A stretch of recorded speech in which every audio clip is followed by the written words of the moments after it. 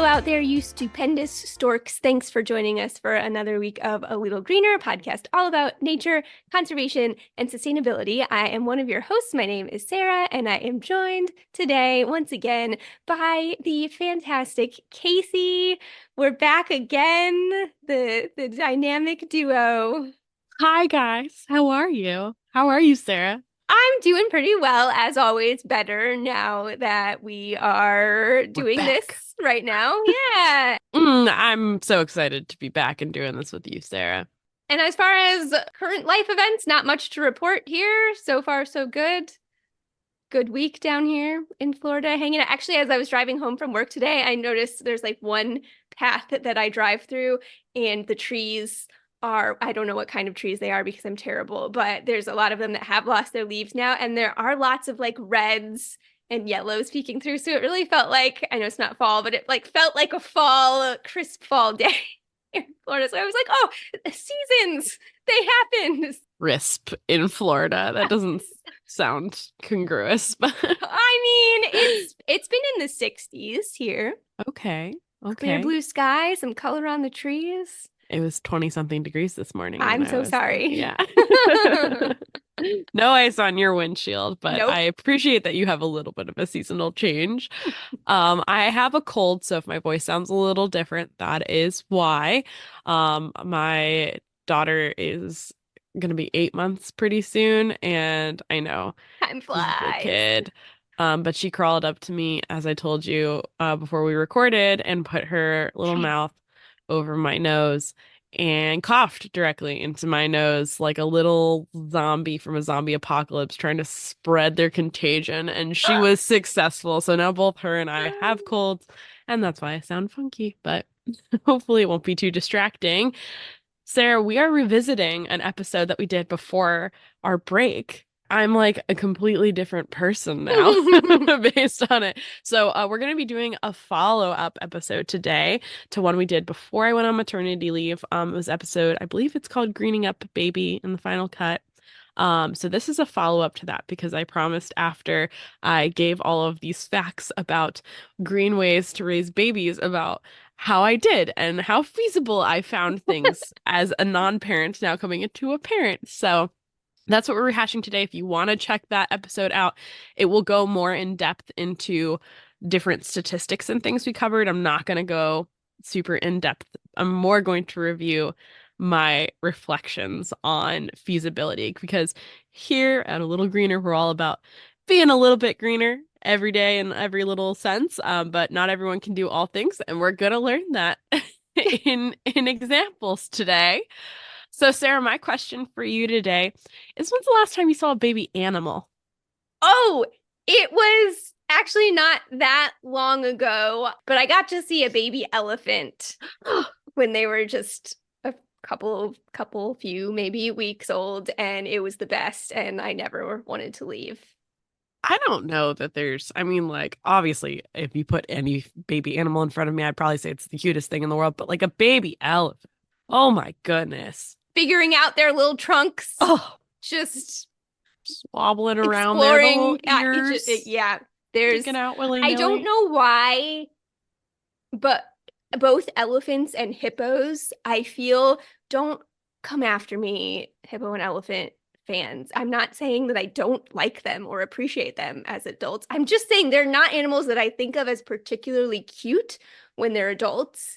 But Okay, yeah. baby hippos and baby elephants, among the cutest. I don't It's know why, wild. but Oh, I didn't even think critically enough to think about like what my answer to this question is because I just recently came up with it. But your answer tops any animal that I may have seen recently. I think honestly, the Nizu near us might have had baby peccaries, and that was the hmm, like latest thing I saw, which is part of the pig family. I would say Andrew and I were talking about it on the scale of like pigs of cuteness. yes. I think there's a clear bottom to that. Do you have an idea of what that bottom might be? I don't, I mean, if It's you're the gonna say, Barbaroussa, and you oh, know it's the yeah, Barbaroussa. I actually thought you were just gonna go warthog. No. Listen, I've also seen a baby babirusa. Okay, And that might babies, I'm sure. top. Yeah. I think babiruses are fantastic. I think they're fantastic I animals. I'm think just saying in the beauty contest of the I world's animals that I this hairless sort of pig-looking thing is sorry about Barusa people. Peccaries, on the other hand, are very hairy. they are. and and they have heads that look very silly compared to the size of their body, just the proportions, in the best way. And so the baby peccaries were very, very cute, and they were a little like so little that they really wanted to be near mom and then would get kind of startled and have to catch up to mom if they weren't there. And that was very cute. Yeah, baby pigs, generally speaking, I would say, are also, I mean, as you say, baby almost anything, but Gosh, yeah. baby And there's pigs a are great. reason for that because they are a lot of work. And so we have to be on board with it. So today we're going to talk about babies and revisit some of the things that we talked about before I had one and now reflect on what happens afterwards. So stick around and we'll be back after the break.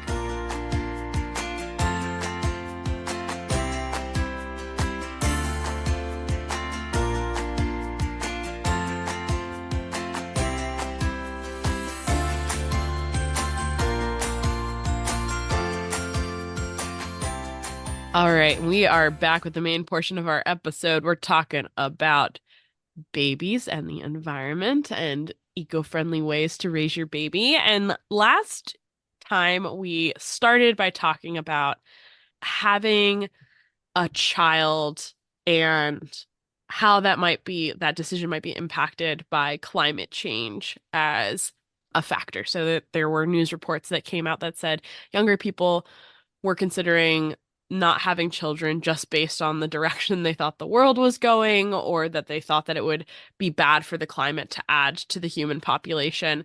Um, I guess my reflection on this right now is that I am so less involved in the news than I was. And in some ways that has been good because Yeah. when you're into the news to the level that like we even have to be for this podcast sometimes, you are exposed to a lot of negativity. And so I think less about climate change every day. I'm obviously extremely aware that it's occurring. Just the weather around here sort of is proving the point enough, but I'm not as like engaged in the latest study. So that's like my first thought. I wonder if other people who have multiple children, like they haven't, it's so not on their radar as much as feeling like a pressing issue. Sarah, how do you feel about this like 8 months out from where we were? I mean, my perspective has changed not at all. Not at I'm not a all. parent. I am still not a parent. And so I don't have a lot to contribute from that, from what you were just saying. But I have never considered not having children because of the environment. As we talked about first time around, like people should be thoughtful about whether or not they want to have kids and can make that decision based on whatever they want. I just don't think that I am not a fatalist when it comes to the environment, right? We've talked about how we think, how the decisions that we make do impact the planet, but I'm not somebody that's sitting here saying the world's going to end in 10 years if we don't do anything or whatever. So I think having kids is a very hopeful, important thing to do and is a tremendous, I don't know what the word, it's just a tremendous important responsibility. Like I have so much respect for parents and people that are working to bring up kids in the world. And I think that part of the reason that we care about the planet is for future generations, right? So I don't think that saying things are hard or things are so bad out there, things are getting worse, for me would not be a deterrent to having kids, because I think that, people, as much as we can make the world a challenging place, we can make the world a better place too. I don't know. That was a Oh, lot of yeah. rambling, but No, there you I go. I totally agree. And like, I don't know. It's pretty pessimistic, I think, to look at a baby and be like, you're really going to be a drain on the world's Right. resources one Yes, day. exactly. Yes. I'm hoping that we can be, like you said, a little more optimistic about how that we can perceive kids as a vector for change as Right. well. That was a much clearer, more succinct way of saying what I was trying to say. Thank I you. just, I'm just clarifying both our thoughts together. So moving to actual practical steps here. And this is really like what we have updates for. My philosophy on whether or not I'm going to have kids has not changed because I did the thing that I was already in the process of doing last time we talked. So I want to do this disclaimer again because uh last time I said I am not here to tell anyone how to parent. I went to get my hair cut and it was like one of the first things I did for me, like 6 months after having my kid. And my hairdresser started giving me advice about how to mother my child. And like okay, I mean, she may or may not have had some good tips depending on like how, but I didn't ask. Right. And I just really wanted to get my hair cut and like not think about my baby for just a second. And so I'm not here to tell you what to do. If you're listening to this from this point on, you are electing into my my experience and my advice. But if you don't do it the same way I did it or you disagree with me, first of all, kindly, you can put it in our comments because it'd be very interesting to hear a bunch of different perspectives. Having a baby, you're going to have an environmental impact just like any other Anything else you decision do. Yeah. you make. And there are ways that you can be more environmentally friendly. Your ability to do so is dependent upon lots and lots of different factors, many of which are outside of your control, like your support system, your income, location, biology, cultural background, etc. So we're gonna make some informed choices. And the first area I think that everyone has the best shot at, unless you're on I Didn't Know I Was Pregnant, that TV show. Do you remember that? I remembered I've never once watched it, but I yeah. never once watched it, but I swear every friend of a friend has a story of someone who didn't know they were pregnant too, which I think is wild as someone who Hmm. was like just so aware that I was pregnant all the time. And that's the prepping stage. So once you have the kid, you're going to have a little less time, believe it or not. So before you have your baby, this is where I felt like not only did I do pretty well, but I felt like I am now even more prepared to understand how I could have done better. And so the first thing is to try and reuse and recycle items from other people. So I was really lucky to get hand-me-downs from three different people in different avenues of my life.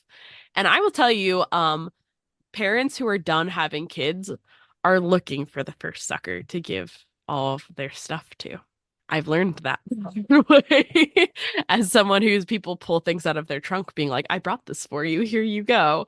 We ended up with so many clothes that even like people who had bought clothes as gifts, the majority of them weren't even things that I ended up needing. Like if I were to redo my registry, I would cut out almost all the clothes and put other items that are more pressing than that because I was able to flesh it out so much with other people's things. Right. And here's where the fellow non-parents can get involved in this too. It is so hard though, because baby clothes are so dang cute. They're so cute.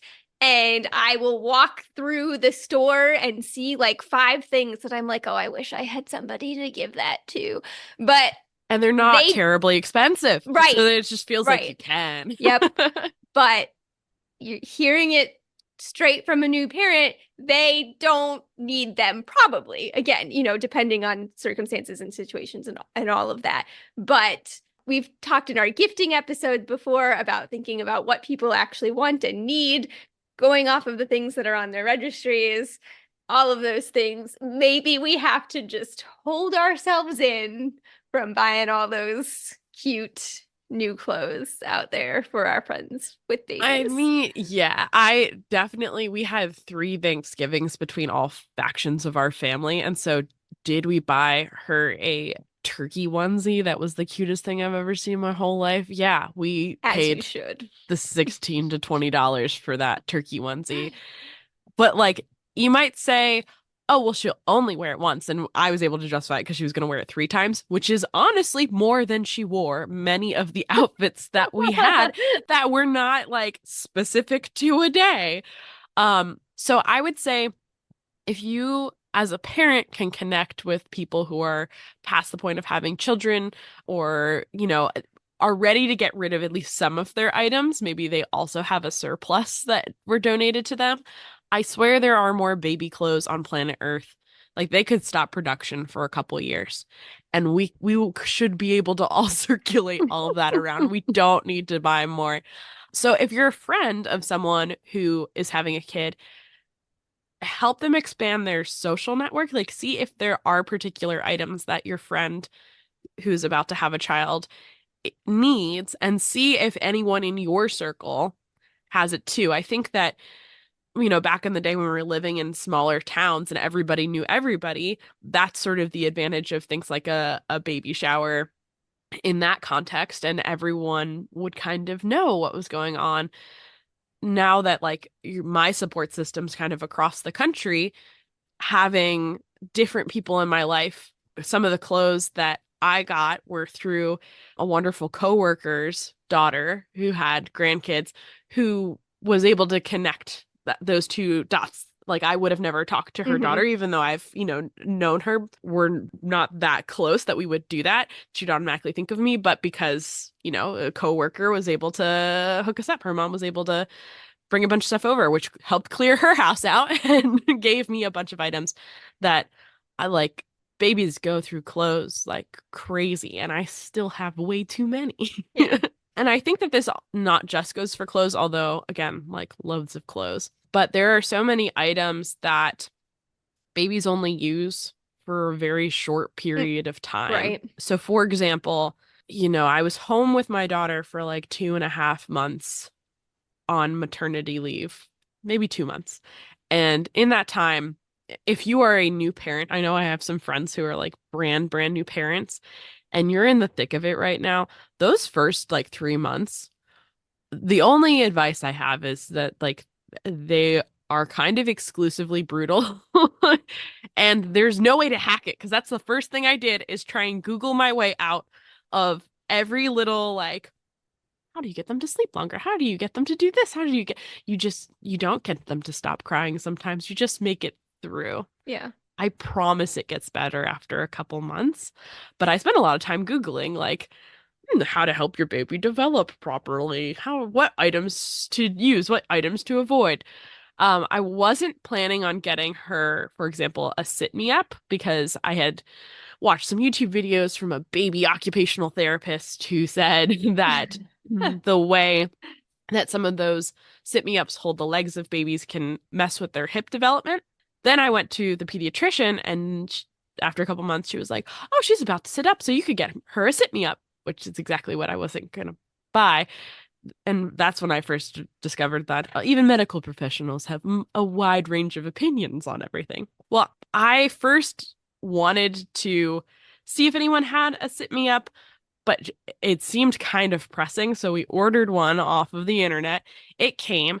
I swear she used it for 2 weeks before she was able to sit up without it. And now I own a sit me up that like will never be relevant for her. So here's my next piece of advice for someone who has kids who is either going to have another one or is looking maybe to eventually offload some of those things to someone else.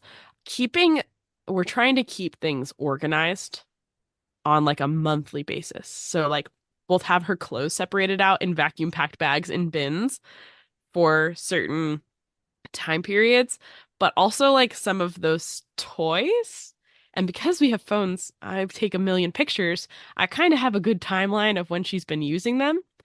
So trying to remember anything that happened 3 months ago is hard, but having some sort of record or like storing them in a way that helps out, I think will help you either help yourself for the next kid or be able to appropriately gift them away. Yeah. Because one of our friends was like, "What else do you need?" And I'm like, I don't know. I don't know until it happens, and then I need it right now. Right. It's not I mean, that makes sense. It's your first time. How do you know until it happens? Right. And every kid's different, but like genuinely, and I knew this going in. I knew nothing, and I still only know a little bit.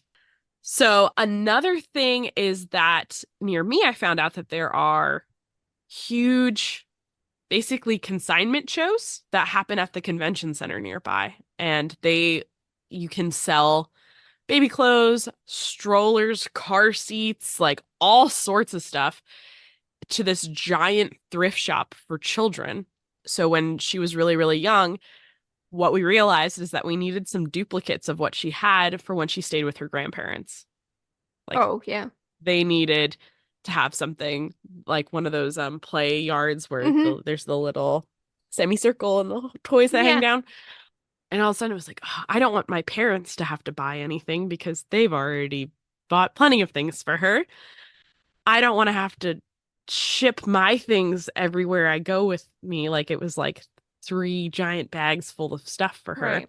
And I also don't want to spend full price on a bunch of toys that, again, she may or may not use. And so we were able to get a bunch of that stuff, an extra stroller, an extra play yard, Nice.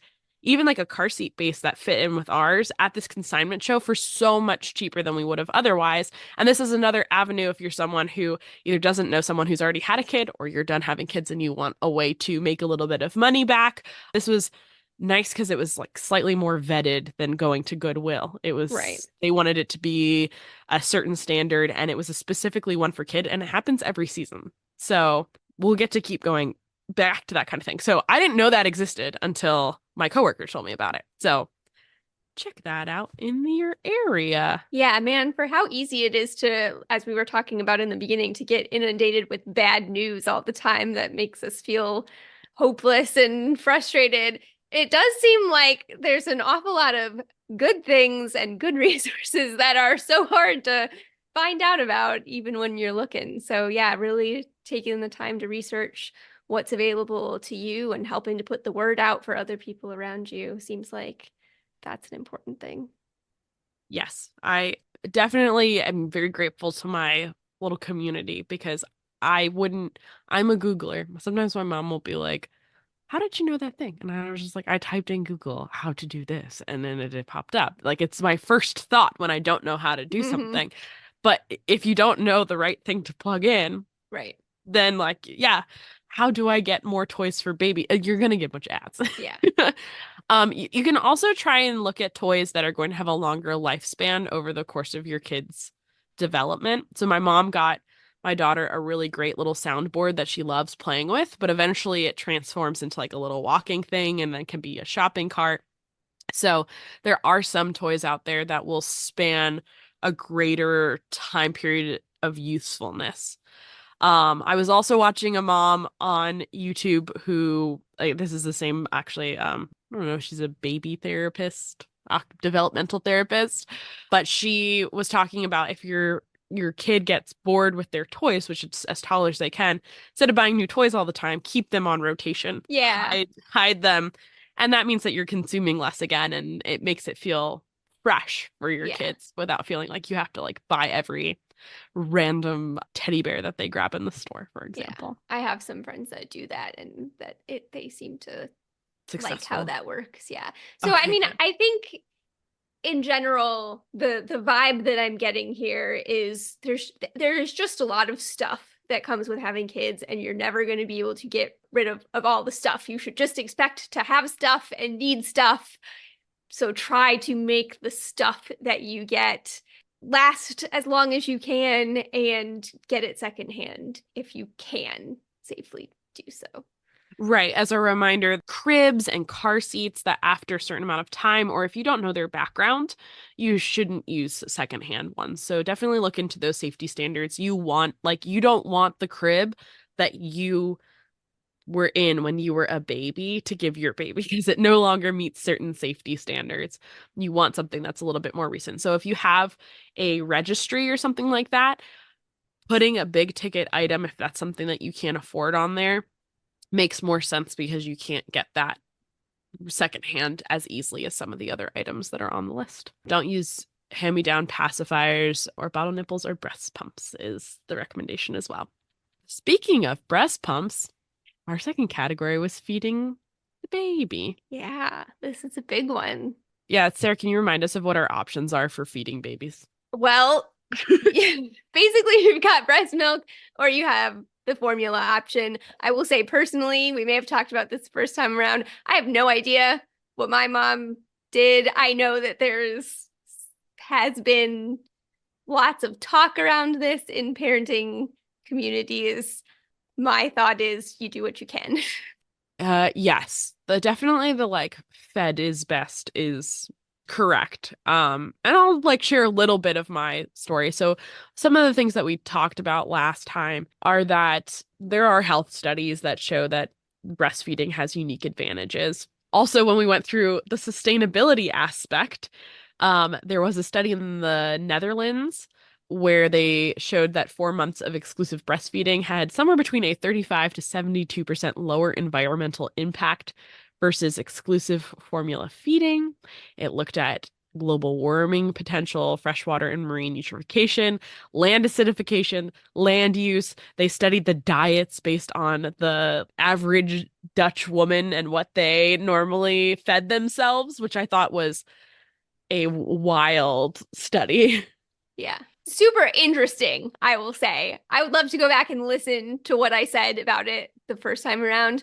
My thought on it right now is that it's super interesting. Like, I just think it's fascinating how people think of these things, and I like to know them. But also, part of me just like says, for somebody who's becoming a parent, like, don't even think about this. Like, don't use this to put extra pressure on yourself thinking that you need to do something that you don't really need to do, because in the grand scheme of things, it is not that big of a deal. But I do think it's really interesting as a non-parent. Well, it's interesting. And I mean, like, I 100% agree. Don't put extra pressure on yourself. Think about that, like, scale of like somewhere between 35 to 72% lower environment. Yeah, That's a that's ridiculous. wild scale. Yeah. It's based on an average, like who has an average diet? Yeah. And here in the US, our diet is different from the Netherlands. For me, my plan was to breastfeed my baby, and she ended up having a little tongue tie, and it made it really difficult for her to latch and for me to be successful doing that. And I didn't realize how married I was to the Mm. idea of breastfeeding. My mom, like I was breastfed. That's something my grandmother was a lactation Mm. consultant. And so that was my plan. I had read the data from the CDC about how breastfeeding has unique advantages. And so even though I felt like if you decide to feed your child formula, that's totally fine, but that's your decision and not the decision for me. I realized I had a lot of biases in there and that when I couldn't do it, it was emotionally very hard at a time that I didn't have a lot of bandwidth for It's emotionally already hard emotionally moments. hard. Yeah. It was really tough. No, something that I learned is that under the Affordable Care Act, they expanded your accessibility to lactation consultants. So, under most insurance plans, if you are someone who has given birth, you should have some sort of free resources to have a lactation consultant help. If this is something that's important to you, whether it's for the green aspect or Hmm. not, it is something that is generally available. And I'm sure if you don't have insurance, there are also free resources out there as well. I had a lactation consultant come to my house. She was amazing. She did all sorts of different things. She ended up, one of the things when you are breastfeeding, and especially if you're having trouble, it's hard to tell how much your baby has actually eaten because a Mm. bottle, you can actually see the ounces go out versus breastfeeding, you can't. And so she would come and weigh my baby when she would come out just to make sure that she was gaining weight appropriately. And so, what I decided to do, because I was very married to the idea of breastfeeding, is to do a combination of pumping and formula. Um, Pumping is hard, guys. And something that my lactation consultant told me that really helped me is that when you're reading a lot of these statistics, pumping is often not considered as part of an option. Interesting. It's kind of like there's a dichotomy of breastfeeding and there is formula. Huh. And oftentimes pumping breast milk into a bottle is like not often, like where does that fall I, in I the guess, spectrum? yeah, I guess when you say, so, I mean, I just presented it as breastfeeding or formula, but I know so many people that pump. Right. And so to me, like, that is the same thing. It's, you're still And feeding breast milk. So it's, and I don't mean the same thing as in, like, I understand that there is a whole physical and emotional component that I cannot speak to, but I'm just saying, like, in my mind, that falls under the breastfeeding category. and that's what my lactation consultant was like. I want to be super clear. Pumping is breastfeeding, Mm-hmm. and in some ways, I always thought of it as the easier option naively because Andrew could go in and feed her. Like I was able to store the milk in the Right. fridge. Andrew would be able to go and feed her. I didn't have to wake up every time that she cried. I did, however, have to wake up every 2.5 to 3 hours to Yeah. pump. And then that just was just pumping. That wasn't even feeding the baby. So, and it's from the beginning of the pumping session. So you spend 20 minutes pumping, and then maybe you feed your baby, and then you have to clean your pump, which when the baby's super little, you have to do every single time in between. You can't do any sort of like fridge hacks that you can do otherwise. And so I was cleaning these individual pump parts 8 to 12 times a day. I'm sure the amount of water I used on that was crazy. And something that was in some of these studies is that pumping obviously takes resources too. But what I learned from this is that, yes, if you are successful at breastfeeding, you can lower your carbon footprint by eating a more plant-based diet. But like, if you're someone like me who, and that's, I ate mostly a plant-based diet, although a lot of people kindly brought us food. So after a while, you just say thank you. Yeah. And you're just grateful for all of the help. There are so many stigmas around breastfeeding. Do you breastfeed in public? Do you feed your kid formula? Do you pump? Do you like you have to stop in the middle of work to pump? All of these things that like just flush that part down your brain. I think that one study that went over and was like, yeah, breastfeeding, that's a nice tidbit of knowledge that has like Yeah. no factor in anything. So, hey, past Casey, what a nice factoid you gave us. That was not even a blip in my radar. You just want your kid to be fed. Yeah. It's just like whatever way you have to do it. After a while, like I pumped and I was able to exclusively feed her breast milk for a little bit there, and that's a heck of a lot cheaper than buying formula. And that helped for a while, but also it took a really big toll on my mental health, like having to wake up in the middle of the night, in addition to the time that I had to wake up in the middle of the night for my kid just to pump. That really was a challenge and one of the harder parts of doing it. So I'm glad that I was able to give her breast milk. That was something that I wanted as a personal choice for me. It was really challenging when I couldn't do it the way that I first intended to. But as far as like the whole scope of her life, this is a very small chunk Yes. when it comes to any sort of environmental footprint. So there are other things. Yes. So again, to recap this section, as we always talk about on this podcast, it is okay to make a plan or a choice to do something a certain way with your environmental slant, like with, the idea of trying to do what's best for the environment. But it is also okay if it doesn't work out and everyone can't do everything and you are not making or breaking global climate change based on whether or not you breastfed your baby. So, Pivot yeah, whenever you need to. yes, Pivot. 100%. So, how about those bottles then, Casey? That was the other part of this that we talked about with feeding was the bottles that you used. I knew that when I went back to work, I would be pumping, and so I would need to have her eat from bottles. So I bought these beautiful glass bottles for my baby, and she hated them.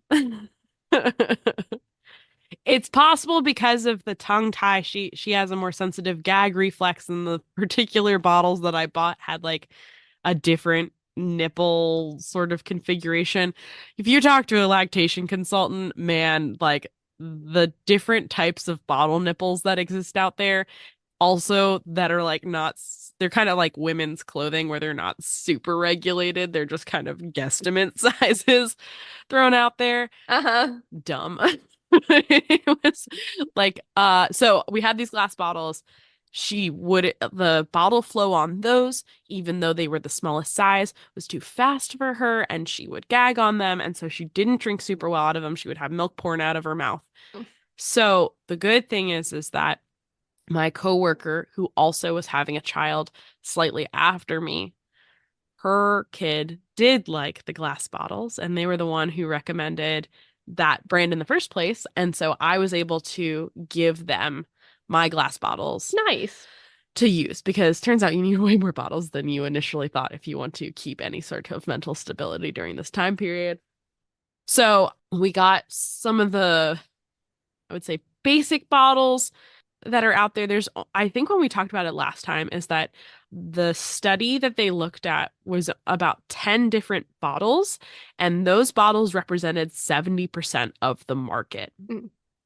which I thought was kind of crazy because you think about all the brands out there. But actually, when you're shopping, yeah, there's like two main brands that you're gonna buy for bottles. The good thing is that a lot of them have interchangeable heads Mhm. on them so that they would fit multiple different brands, which was really helpful for me because then I didn't have to buy additional things. And what I discovered after buying all these bottles in Target one day is that they do offer glass bottles in the version that I had. So we had the Avent and the Dr. Phillips bottles, which are like very classic. A bunch of babies use them. Okay. They do have that when you Google or go on Amazon and you're just like baby bottles, those glass ones are not going to pop up first. So, or like obviously come up as like, have you considered getting the glass version of it? It's the same shape, it's the same size, it'll use the same lid, but it's glass instead of plastic. If I would have known that, I would have gotten those instead. I'm sure they were a little bit more expensive. We talked about last time that plastic bottles do shed microplastics. We know that they have found plastic in babies. We probably pee out most of the plastic that we all ingest all the time. We know that we shouldn't be microwaving bottles based on these studies too, because it overheats the plastic. So that's again a way to reduce microplastics. But I ended up, despite my best laid plans, using plastic bottles. One of the things that I also learned, because I don't know why this wasn't intuitive, again, those nipple sizes for those bottles have different flows over the course of the baby's growing up. And I feel like they should put it really big on the side of the box, being like, how old is your baby? Pick the appropriate thing. Don't forget, you're going to have to change these out. But you can just buy the little inserts, like the little Okay. silicone inserts. So you don't have to buy all new lids. You don't have to buy all new bottles. It's just the little inserts and they pop right into the thing. So Yeah, I didn't know more any of things that. I had to buy, but best laid plans. Do what you can. You Gotta do gotta what you feed the can. baby.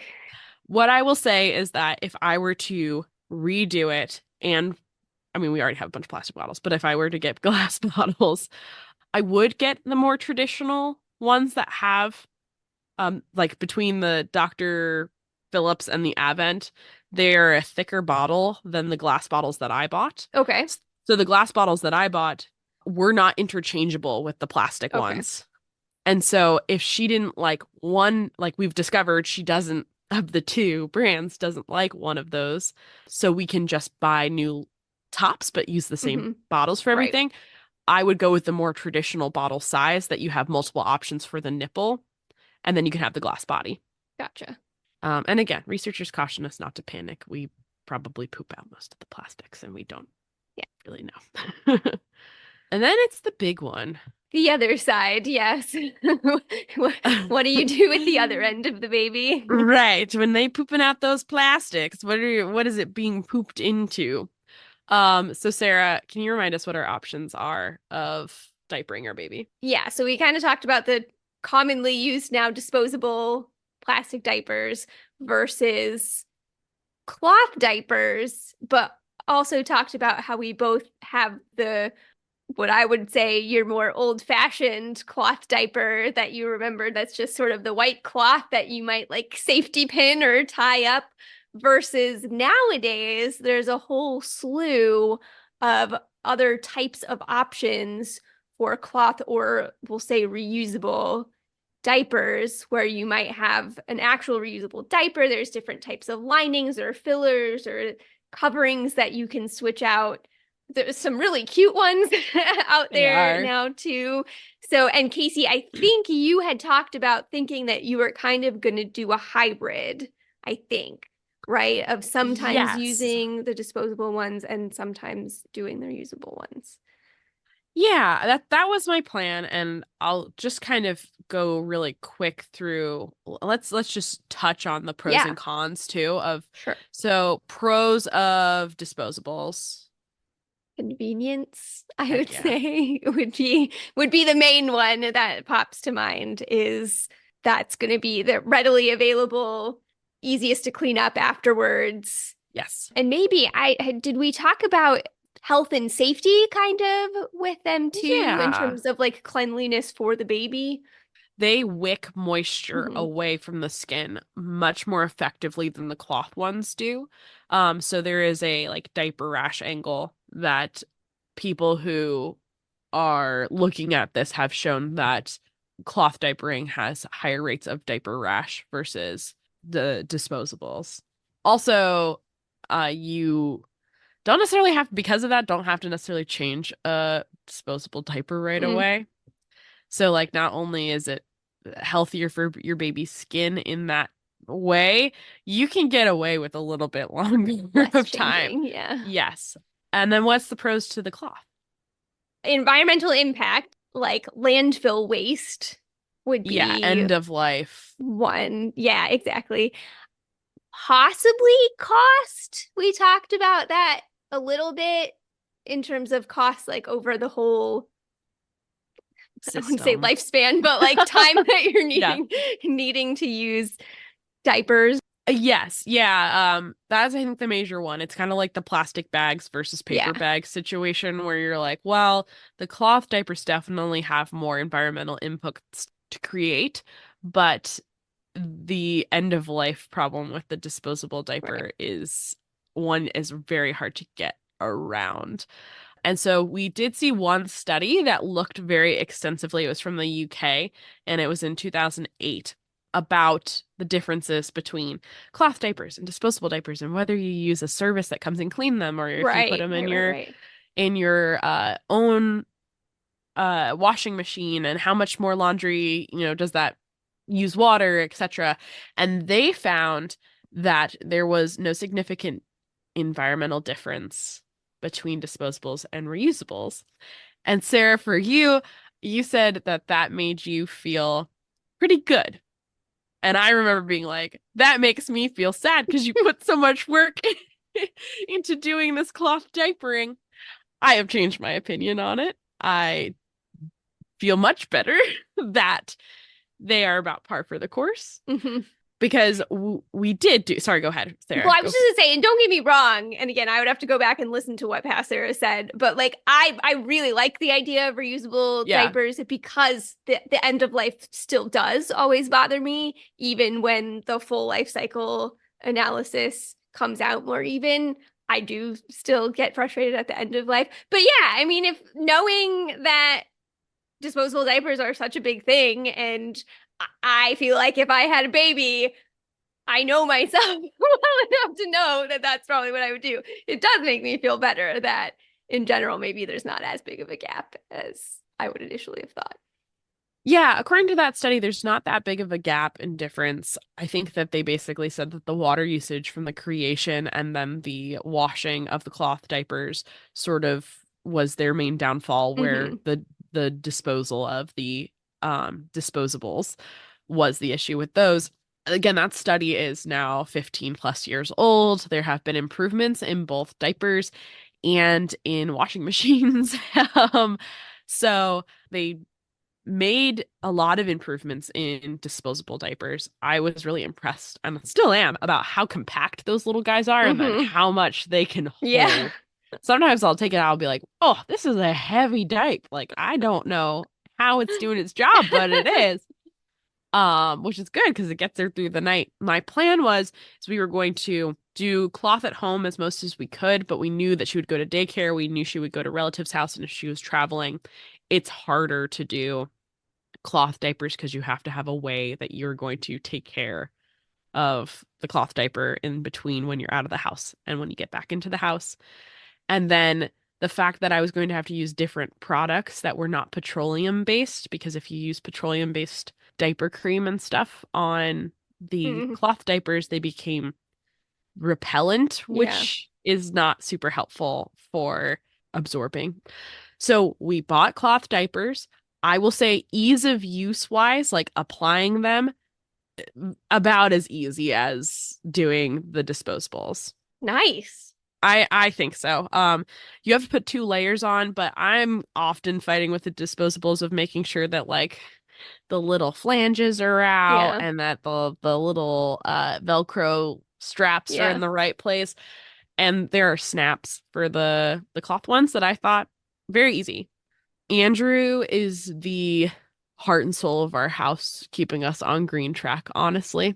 I feel like I do a lot of different projects but he's the one who's like, no matter how hard it is, he's composting. And no matter how hard it is, he's the one making sure that baby's wearing cloth diapers. I think he was a little less sensitive to the diaper rash issue than I was. I definitely, if she was a little pink, I was like, Hmm. nope, we're doing the disposables for right now. But he would regularly cloth diaper, and we had about 10 cloth diapers. And babies go through so many diapers, guys. He would go through it in like a day. Yeah. And then we had to put it in the wash. And our problem wasn't so much washing them, because you're doing a lot of laundry, but like then you're just out until you've run it through Right. both the washer and the dryer. And so I think for him, he felt like he couldn't keep up because we hadn't fully committed to the cloth diapering. I was glad to put it on whenever we could. And there was a period, it's so much easier when they pee and not poop. There's a period where she was going like 4 days between poops, which was normal for her and for babies Uh-huh. at that age. Perfect time to cloth diaper because you could count on it. Yeah. It could be like, this one's coming out clean. Um, Now that she's eating solid foods, I understand why they put inserts in between the regular cloth diaper. They'll put like an insert that's either disposable or like a separate wash element. Hmm.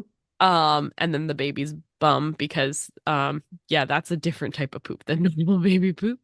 But she grew out of that first size, so there was only two sizes. Yeah. Um, and she grew out of the disposables. Again, this was a daycare thing, being like, Mom, I think we need to move up a size in diapers. And I'm like, do we? And they're like, yes, it's like a bikini bottom. What are you doing? And I'm like, oh, right, I am new. And now she has basically maxed out the cloth diapers. Now I need to consider whether we're going to invest in a new set. Now, if we are going to have more kids, which is, a decision for another day, we're in the Hmm. thick of it. Don't Right. ask people. I went to Aldi when she was 3 months old. And it was like the first 2 weeks that I didn't feel just miserable and overwhelmed. And like she just started like kind of laughing and Yeah. things like that, where you're like, oh, finally, gratification. And older gentleman in line like asked me about her, and then he was like, well, she says mommy needs to have her have a little brother or sister soon. No. 3 months, guys. Sure. No. No, leave me alone. You don't know. Right. You don't know. Like especially I had an unexpected C-section with her and things like that. Like birth can be traumatic. Yeah. Don't put that on people. I know it was meant in like a Yes, absolutely. completely positive manner, but I was so floored by it because I was like, finally, I am able to bring this baby out to the grocery store and feel confident in my decision. And immediately. So anyway, we're not Right. making that decision right now. If I was someone who was like, I am planning on having 4 children, I think cloth diapering makes more and more sense.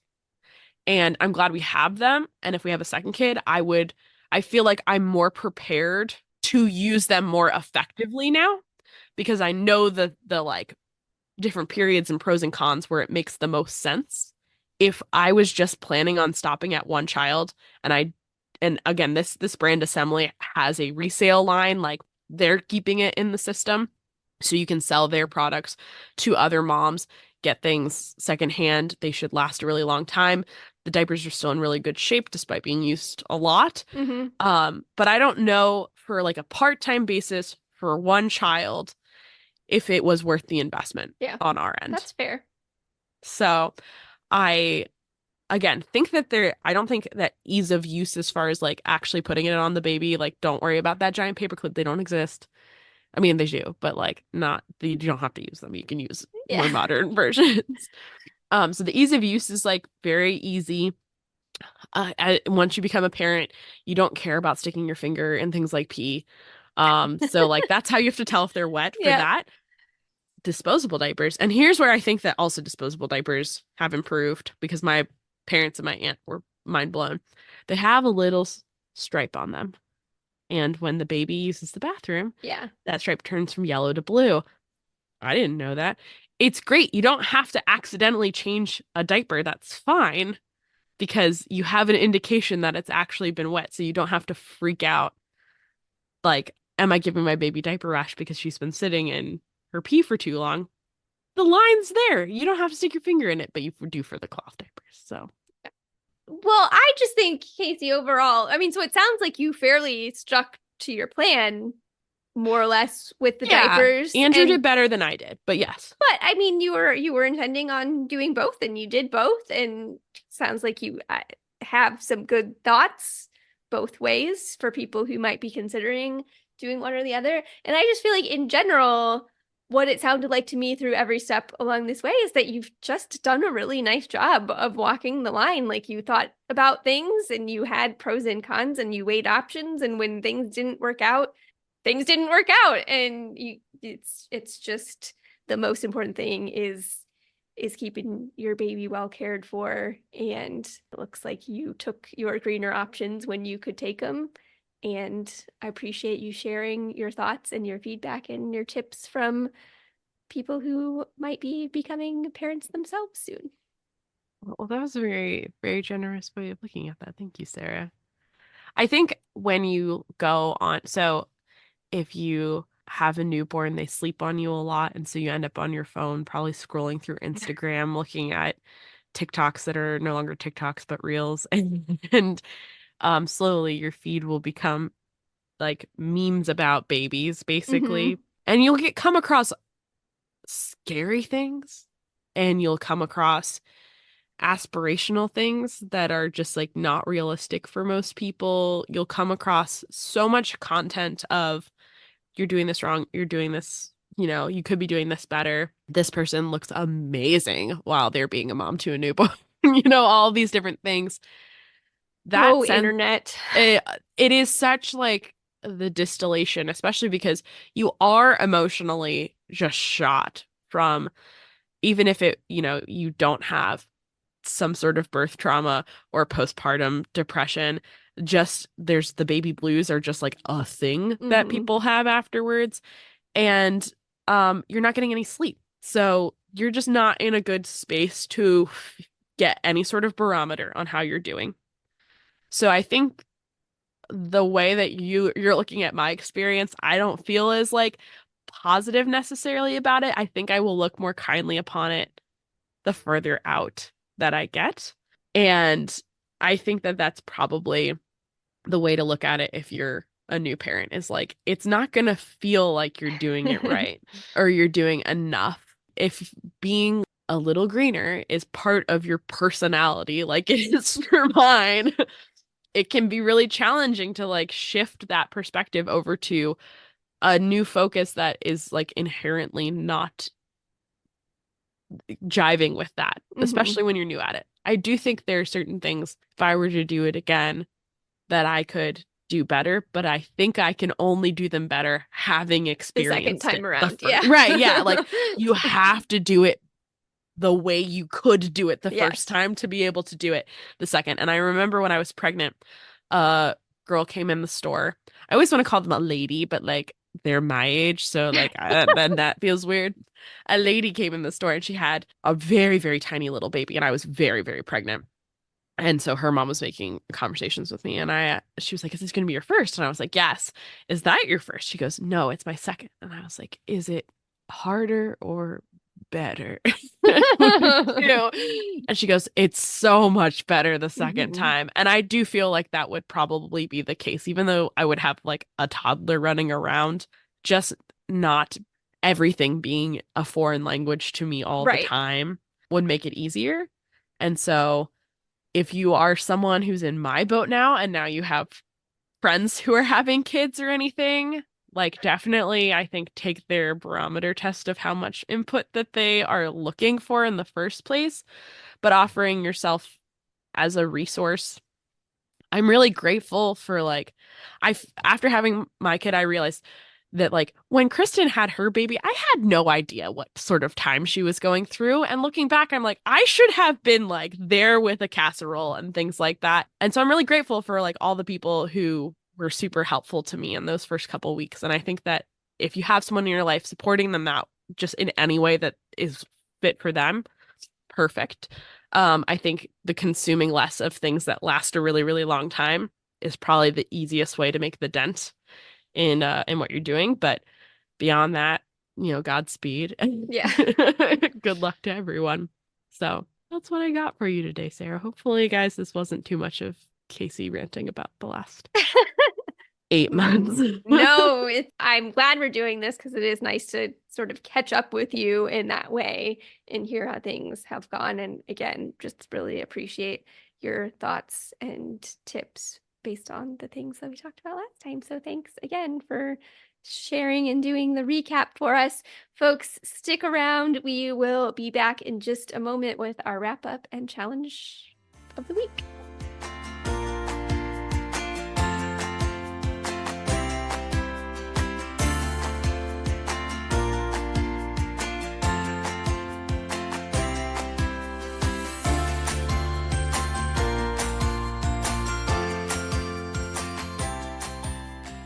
All right, guys, thanks for listening, and thank you for bearing with me as we get back into our groove. I'm sure we'll have more sort of traditional new episodes coming out, but I'm glad we were able to recap together. Your challenge for this episode, because we're on a bi-weekly basis, is genuinely, if you have someone you know who's just recently given birth to a baby, just text them and say hi. One of the things that I really struggled with is like the human connection, because you are like going basically back to animal form because you're just like, must make sure baby alive, must no sleep, just baby, fed, okay, clean, okay, alive, is she alive? And so like having a little bit of social interaction was really, I appreciate when people reached out with that. And from there, if someone's open to like, getting it, you can help be that source for secondhand toys. Ask parents what they want before you bring toys to the house, because they might have a list of things that they actually need or a hole in their inventory that they would have bought anyway, but instead you can be one less item that they need to be duplicating. So that's my very vague challenge. But otherwise, take a picture of a baby animal and send it to us because they make us happy. Excellent. There, if they want to do that, where can they do that? They can do that on Instagram. We're on Instagram at A Little Greener Pod. They can find us on Facebook, A Little Greener Podcast, or you can send us an email at a littlegreenerpodcast@gmail.com, and you can send us baby animal pictures there. You can ask us questions. You can suggest future episode topics or whatever else you want to do. You can send us an email, and we always are happy to hear from you. And we really appreciate everybody listening. And we will talk to you again in 2 weeks. 2 weeks. 2 weeks. Talk to you then, guys. Bye.